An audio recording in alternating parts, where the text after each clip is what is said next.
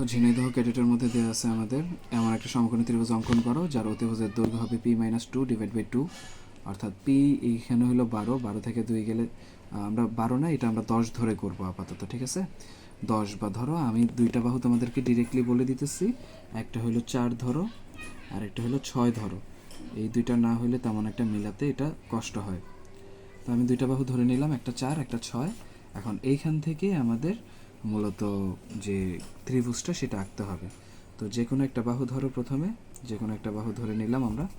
এখন এই বাহু থেকে আমরা যে দুইটা বাহু ধরছিলাম, একটা ধরো এ একটা ধরো বি, একটা নিয়েছিলাম 4 সেমি আর একটা নিয়েছিলাম হলো তোমার 6 সেমি।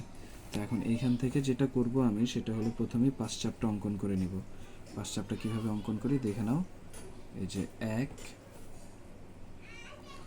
2, তারপর এখান থেকে একটা 3, এখান থেকে হলো 4, তারপর এখান থেকে হলো একটা 5, ঠিক আছে?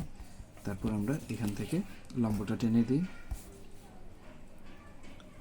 অর্থাৎ লম্ব আঁকতে গেলে আমাদের 5 চাপ লাগেই। ঠিক জায়গা মতো বসায় আঁকায় নাও।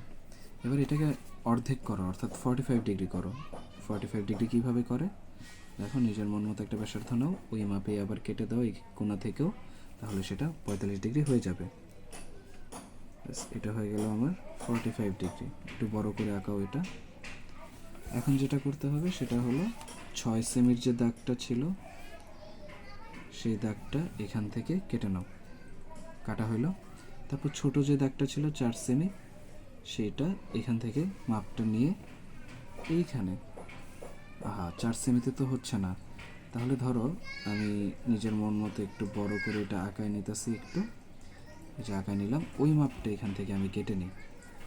ধরো আনুমানিক 4.5-এর মতো আসতেছে এখন, তখন আমার এটা 4.5-এর মতো করা লাগবে। দেয়া হইলো, দাগটা বাড়াই দিলাম, তাহলে এটা হয়ে গেল 4.5 সেমি, ঠিক আছে? তো এখন এখানে দুইটা ছেদবিন্দু পাওয়া যাইতেছে। এই যে একটা ছেদবিন্দু, এই যে এইখানে একটা ছেদবিন্দু, দুটো ছেদবিন্দু পাওয়া গেল। এখন আমাদের যেটা করতে হবে, এই ছেদবিন্দুগুলো থেকে দুইটা লম্ব আঁকাতে হবে। লম্ব আঁকানোর জন্য প্রথমে আমাদের এই যে বৃত্তচাপটা আঁকতে হবে। এই বিন্দু থেকেও আমাদের সেম কাজটা করতে হবে, একটা বৃত্তচাপ অঙ্কন করতে হবে। একটু বড় করেই করি, এই যে ধরো আঁকা হলো। তো এইটাকে আমরা দুই ভাগ করি, এই যে একটা চাপ, আবার এখান থেকে একটা চাপ, দুইটা চাপ। আবার এইটা যেটা আছে যেখানে ছেদ করছে সেখান থেকে আমরা দুইটা চাপ অঙ্কন করি, এই যে একটা চাপ, আবার এই যে একটা চাপ ছেদ করলাম। তারপর এখান থেকে দুইটা লম্ব এঁকে দেবো আমরা ভূমিটার উপর, যে এখান থেকে একটা, এখান থেকে একটা লম্ব টানলাম, আবার এখান থেকে একটা লম্ব টানলাম। আমাদের পরীক্ষার সময় নির্দিষ্ট মান দেওয়া থাকবে, তো তখন তোমাদের আঁকাতে হয়তো বা কোনো অসুবিধা হবে না, যেহেতু এখানে কোনো নির্দিষ্ট মান দেওয়া নেই, তাই 4কে 4.5 করে করা লাগছে আমাদের। তাহলে এই হলো দুইটা ত্রিভুজ, একটা হলো যে এই ত্রিভুজটা, আরেকটা হলো আমাদের এই যে এই ত্রিভুজটা। দুইটাই কিন্তু সমকোণী ত্রিভুজ হয়েছে, যেহেতু লম্ব আঁকাইছি আমরা। শেষ।